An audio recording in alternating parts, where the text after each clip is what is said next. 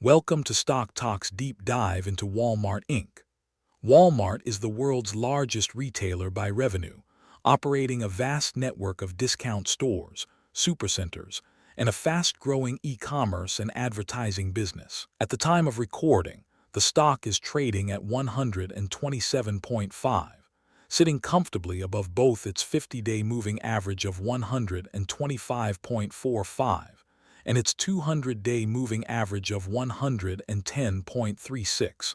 A structurally bullish technical setup. The 52-week range runs from 91.34 on the low end to 134.69 at the high, placing the stock roughly in the upper half of that range. The 14-day RSI, a momentum indicator that measures buying and selling pressure on a scale of 0 to 100, reads 56.5, firmly in neutral territory. No extremes in either direction. Let's work through the fundamentals, scene by scene. Starting with a quick business overview. Walmart generates the vast majority of its revenue through everyday low-price retail, groceries, general merchandise, and consumables across its U.S. stores, Sam's Club membership warehouse segment, and a rapidly scaling international and e-commerce operation. The moat is built on unparalleled supply chain scale and cost discipline. The StockTok score for Walmart at the time of recording is 39 out of 100, flagged as caution. Breaking that down, valuation scores just 3 out of 20, financial health scores 16 out of 20, profitability scores 5 out of 20, growth scores 7 out of 20, and smart money scores 8 out of 20. A business of exceptional quality, trading at a price that demands scrutiny. Now, valuation. The question every investor has to answer: are you paying the right price? Walmart's trailing price-to-earnings ratio, what the market is paying for every dollar of current earnings, sits at 46.53 times. For a consumer defensive retailer operating on thin margins, that is a demanding multiple. The forward price-to-earnings ratio, based on next year's earnings estimates, comes in at 43.05 times, barely any relief. The PEG ratio, which adjusts the price-to-earnings multiple for expected growth, and where anything above 2 is generally considered stretched, reads 5.23. That is a significant premium by any conventional measure. EV to EBITDA, enterprise value relative to operating cash earnings, a metric credit analysts use to compare companies across capital structures, stands at 23.23 times. Consumer staples peers have historically traded in the 12 to 16 times range, so the market is currently pricing in a meaningful premium to sector norms. The GF value, an intrinsic value estimate based on historical multiples and projected growth, sits at 86.82, versus the current price of 127.5. That implies a margin of safety of negative 46.86%, meaning the stock is trading at a substantial premium to this model's fair value estimate. Wall Street analysts, at the time of recording, have a consensus mean target of 136 across 41 analysts, with the high end reaching 150. The analyst community leans constructive. In terms of economic moat, in our view, Walmart's cost advantage and scale in procurement are genuinely durable, but they are well understood by the market and appear fully reflected in the price.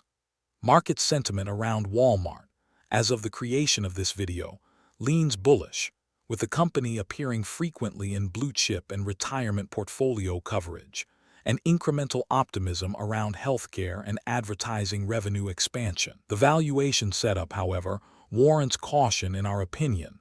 The business is excellent, but the price asks investors to pay for a great deal of future execution upfront. Moving to financial strength, how solid is the foundation? The Piotrowski F-score is a 9-point checklist that grades a company's financial health across profitability, leverage, and operating efficiency, with 9 being the highest possible score. Walmart scores 8 out of 9. That is an excellent result, indicating broad-based financial health across virtually every dimension of the model. The Altman Z-score, a bankruptcy risk model where a score above 3 is considered safe, comes in at 6.72. That places Walmart decisively in safe territory, with no material concern around financial distress. On the debt side, Cash to debt is 0.16, meaning the company holds 16 cents of cash for every dollar of debt on the balance sheet. That ratio is low, reflecting Walmart's willingness to run with leverage as a deliberate capital allocation strategy. Interest coverage, the number of times operating earnings cover interest expense, stands at 10.66 times, which is a comfortable cushion and signals manageable debt servicing even in a stress scenario. The debt-to-equity ratio is 0.67, which is moderate for a retailer of this scale. The current ratio, current assets divided by current liabilities, a measure of short-term liquidity, is 0.79, technically below 1, which is common for large-scale retailers who turn inventory extremely quickly and carry significant trade payables. In our view, the balance sheet is structurally sound, even if liquidity ratios look optically tight by general corporate standards. Next up, profitability. Is this business actually making money efficiently? Let's start with return on invested capital. Return on invested capital, the metric that separates genuinely great businesses from mediocre capital allocators. Return on invested capital measures how effectively management converts capital into profit. Walmart's return on invested capital stands at 11.15%. For a low-margin, high-volume retailer operating at enormous scale, that figure reflects disciplined reinvestment and operational leverage. Now, the margin stack. Gross margin, the percentage of revenue left after the direct cost of goods sold, is 24.93%.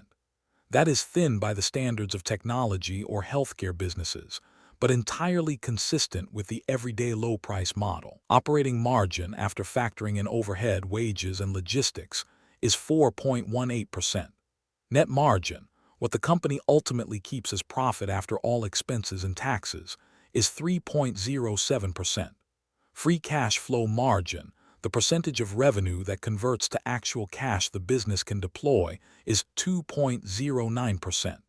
These are characteristically lean margins, and that is by design. Walmart's competitive position is built on volume and velocity, not margin expansion. Return on equity, the return generated on shareholders' equity, is a notably strong 23.76%, which reflects the effect of measured leverage amplifying returns. Return on assets comes in at 8.01%. The profitability profile is consistent with what a well-run, scale-advantaged retailer should produce, though it leaves little room for error. Onto growth. Is this business expanding, and at what rate?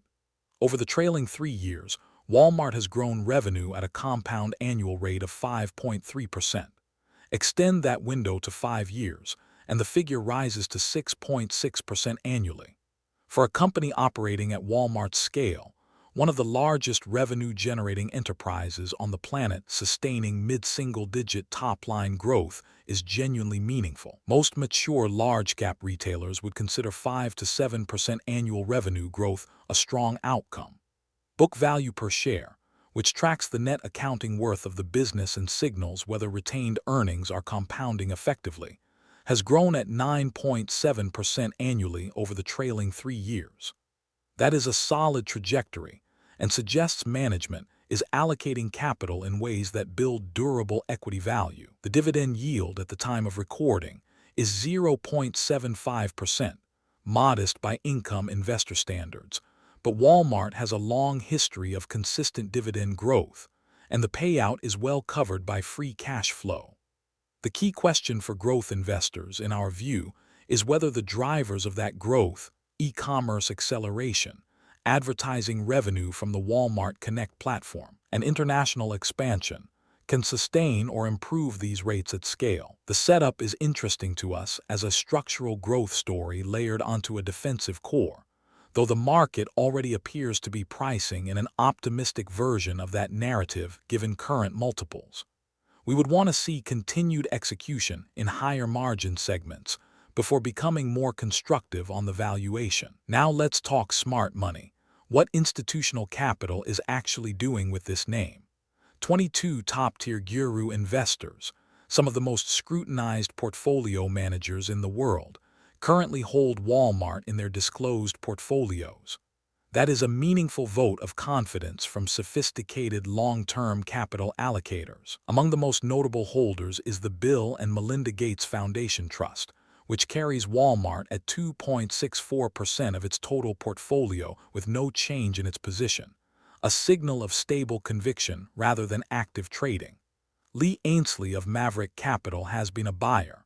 Thomas Russo of Gardner Russo & Quinn maintains his position with no change. David Katz of Matrix Asset Advisors has made a minor reduction of 0.40% of his holding. On the institutional side, more broadly, 22.9% of 13F filers, that is, institutional managers who are required to disclose their equity holdings, are classified as net buyers of Walmart at the time of recording.